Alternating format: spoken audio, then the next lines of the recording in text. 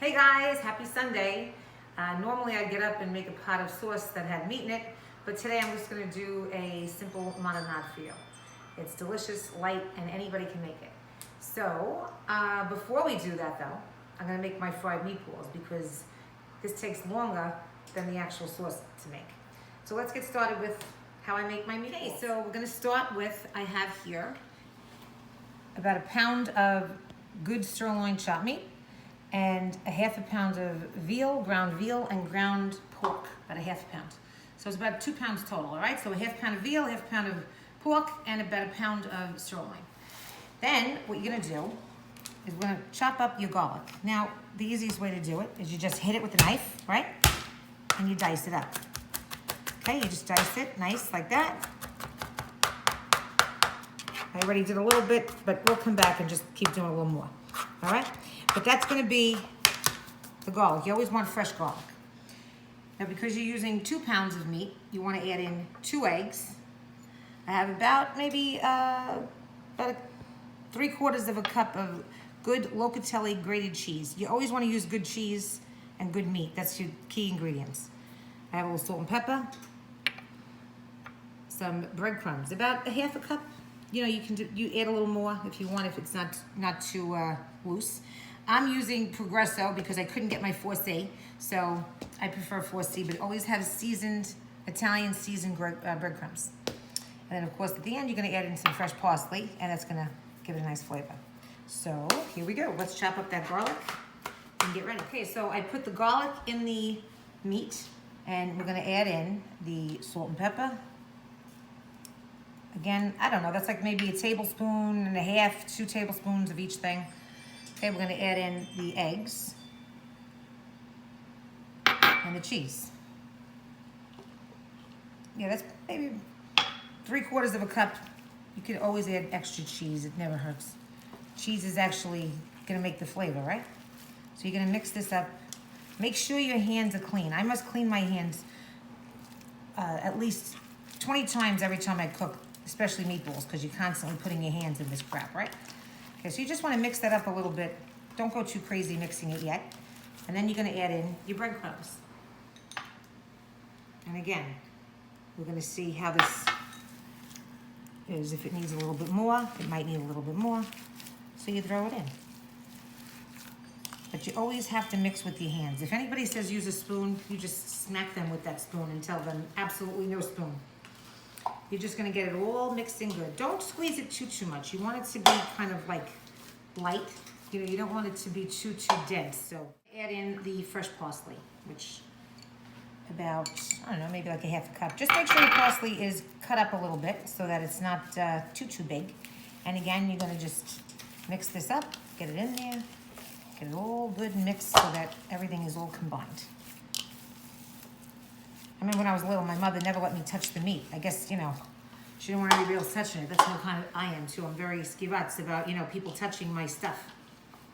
So I don't know if I'd eat anybody else's meatballs, but anyhow, so you go like this. Now, you get it all mixed nice, and you're gonna grab a nice handful, okay? And you're gonna just roll it nice and light. You don't wanna pack it in. You don't want that to get too dried up, okay? Basically, you're gonna have a nice ball like that, and you're gonna put them on the dish until you're ready to fry them up. So let's keep rolling. Okay, so I have my balls all rolled. So we're gonna start frying them up. And I'm gonna use my Bertolli extra virgin olive oil. Bertolli. Did you hear that, Bertolli? Okay. Okay, so we're gonna put a nice amount of oil in the bottom of a hot pan. I always get my pan a little bit hot first, okay? You want to put a little bit, make sure it gets everything nicely coated, okay? Now, start dropping your bowls. All right, I have to stop that. I'm with my 12-year-old daughter. Now, you're going to put in a few at a time. You don't want to overcrowd your pan, because then they're not going to cook right. You want to give them a little breathing space, you know, a little personal space, those meatballs. Okay. You could put about, what's that? About 10, 12 meatballs a shot, right? So I'm probably gonna have to do 2 different batches. Oops, I need my thing. Hold on, sorry. Gotta wash your hands. Always gotta wipe your hands, keep your hands clean whenever you cook. Now, you're just gonna basically let these cook until they start browning, and then you're gonna start to flip them. But you want them to get a nice, good crisp on the bottom before you turn them. And you're gonna make sure this sits in the oil, you know, maybe a good 5 minutes or so, and you're gonna check them. Once they start to brown, you start to flip them. You want all sides nicely and crisp. Okay, so let's give this a few minutes and we'll come right back. You've been cooking about 5 minutes on one side. See that nice crisp? That's how you want to get them. You're going to flip them around. Make sure they're nice and crispy. You also get burned, so you have to be careful that you're not too close to the oil. The Earl. Again, I'm quoting my grandmother. And now we're going to let this cook again for another 5 minutes or so. And you want all sides to be cooked. So we'll just keep checking them and frying them up. Meatballs are done. And again, I like them really crispy, so you can make them as crispy as you'd like, or, you know, however. But this is the way we eat them, and that's how we like them. So I'm going to put those to the side. Now, we're going to start the marinara. Now, this reminds me of the Goodfellas scene, which I don't have a razor blade on me, but you want to cut the garlic as thin as you can, because you want it to cook up, whoops, nice in the oil. Of course, I don't have the right stuff to make it too thin, but you gotta do what you gotta do, right? You can crush it, you can mince it, you can leave it whole and take it out if you don't wanna eat it. We love garlic. I'll eat garlic raw if I could. Okay, so we're gonna get our garlic ready. This is about 3 large cloves. I think I actually did 3 or 4. And you want to cut it as thin as you can. Like I said, you can mince it or chop it or just put it in whole and take it out. And, you know, however you prefer. Now, to start your marinara, I use San Marzano's whole tomatoes. They come whole, literally, so you want to crush them before you throw them in. You can use a tomato, you know, potato masher, but I just use my hands. Again, clean your hands, constantly wash your hands. So I already put them in here, and I kind of crushed them up, so you can see that they are already pretty much crushed. I have the juice left over from the can, and I have a can of crushed tomatoes, which are already crushed. Then I have my spices over here, which is, I always use a little dry basil to start, a little salt and pepper, drop of crushed red pepper, and of course, fresh basil, very important. So let's go over to the stove and we'll start the marinara. Okay, so now we're at the stove, and again, you can use a pot. I prefer a frying pan. It seems to be a little faster, and just make sure it's thick and, you know, high enough that you can put your stuff in and it's not gonna, you know, go all over the place. As usual, start off with some nice virgin olive oil, patchouli. Okay, we're gonna go in here, make your pan a little bit hot. Okay, good. Now you're gonna throw in your garlic. Roll that in. Some people like to use onion in here. I don't, I never did. My mother never did, my grandmothers never did. So again, it's a little preference on how you like it. So we're gonna let this cook for a little bit. You do not want your garlic to burn, or it's gonna be very bitter. You want your sauce to have a nice light, sweet taste. Okay. The garlic is nicely browned, not burnt. This is where you wanna put in your tomatoes. So we're gonna put in this.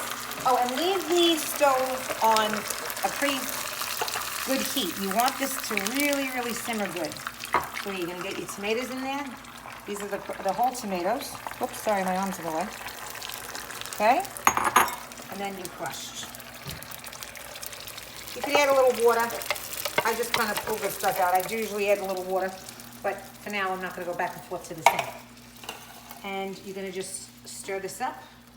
Get this all nice and mixed in with the garlic and the oil. And then we're gonna throw in the salt and pepper. Okay. And some, this is freeze-dried basil, which I always like to throw in a little extra dried basil. And then of course we're gonna put in our fresh basil in a little bit. But for now, you just put in a nice amount of dried basil. I'd say that's about maybe 4 tablespoons. And we're gonna just mix this up. And again, you wanna have this on a pretty high heat. You want this to saute and kind of bubble and cook. All right, so let this go about maybe 15 minutes or so. And we're gonna let that come to a nice little bubble and keep it bubbling.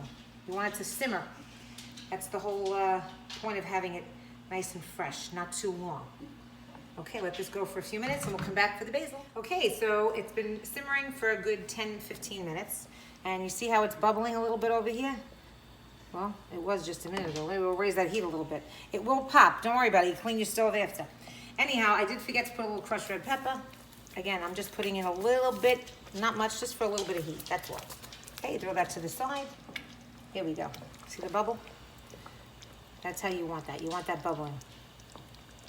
Now we're gonna add in the, oh, by the way, always use your cans for a spoon rest. Okay, now we're gonna put in some fresh basil, okay? You can add as much or as little as you like. It's really, again, by taste. As you can see, these are nice big leaves. Whoops, this is really popping. But we're gonna let this cook now for about another 10 or 15 minutes. So this is pretty much almost cooked. And what I forgot to tell you before was while you are starting this marinara, you should get your pot of water boiling. This way, by the time everything's boiled and cooked, you'll be able to serve up your food. All right, so today, I'm waiting for the water to boil still, but I'm making some long fusilli, which is like my favorite macaroni in the world. So when that boils, I'm gonna throw it in, cook it al dente, and we'll see in a few minutes when it's all ready to be plated. Hi guys, it's me again. Okay, the last clip of the video, unfortunately, had Dean Martin's music playing, and I found out that I'll get copyrighted if I use it. So I didn't get a chance to show you the finished product, but it was delicious. I tasted it, it was great, and I hope you try it, and that's it. Have a good night.